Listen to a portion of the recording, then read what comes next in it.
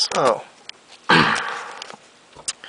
you'd like to know how I did this little start button, huh? Too bad. No, just kidding. I picked up a simple 2-wire start button. You can get it AutoZone. Literally, they're like, I think I paid $8 for this.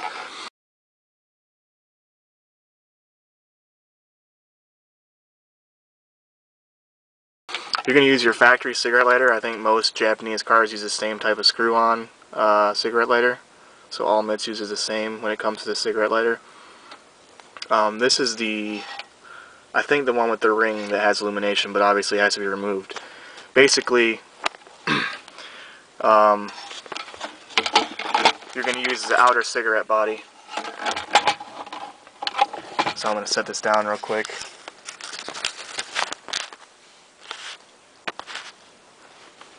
And then take it apart.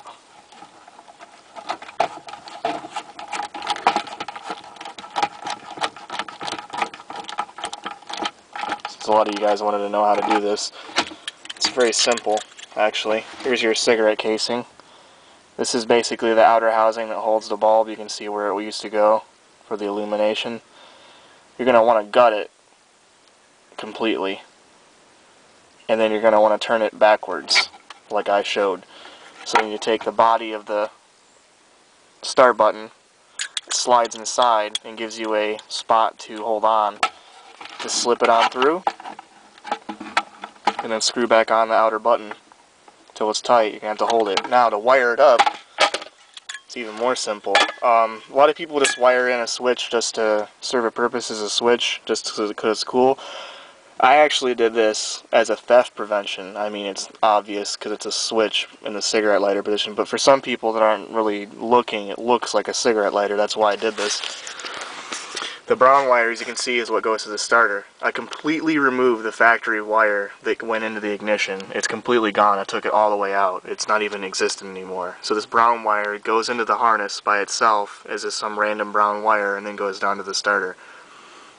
Then the same thing goes for the ignition. What I use to power it, it's removed out of here. This yellow wire is for my fuel pump relay because I wired in my own wiring for proper voltage. But I've removed the wire in the start key, so it's no longer there in the spot. It's completely gone.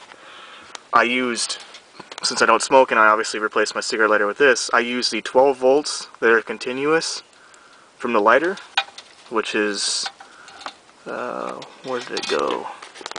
It's one of these wires in here.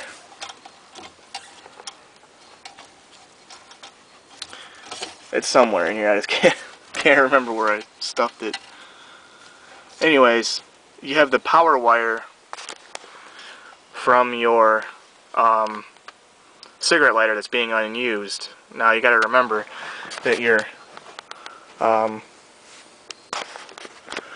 that only works in accessory or in the on position. So basically how I start my car is I turn it to the on position. That provides power to the cigarette lighter, which in turn I plugged into this. Then it hits the starter. This is just basically a relay jumper, because your starter always has 12 volts from your battery.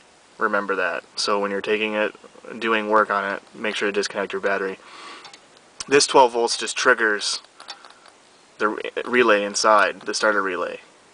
That's all it's for. So it's very little power. But that's it. That's all you have to do. I can provide links on where to buy this at. Pretty much any auto parts store has it. It's a simple start button that a lot of domestic guys use because it's easy to hide. You know, if you actually want to hide it and not put it in the cigarette lighter spot, you can put it in other places underneath the dash. You just got to drill the hole out to the appropriate size. So that's it. Just got to gut the cigarette lighter, and that's the casing. If you don't want to gut your OEM one, you can always buy another one, just so you don't destroy your own cigarette lighter. And if you want to use one you can always keep the wiring and still use the wiring. You just make a jumper wire off of here and then put another cigarette lighter somewhere else in the car, like in your center console or something. Other than that, that's how to do one. So, hopefully you enjoy your fake cigarette lighter that looks kind of like a cigarette lighter, I guess. And enjoy that.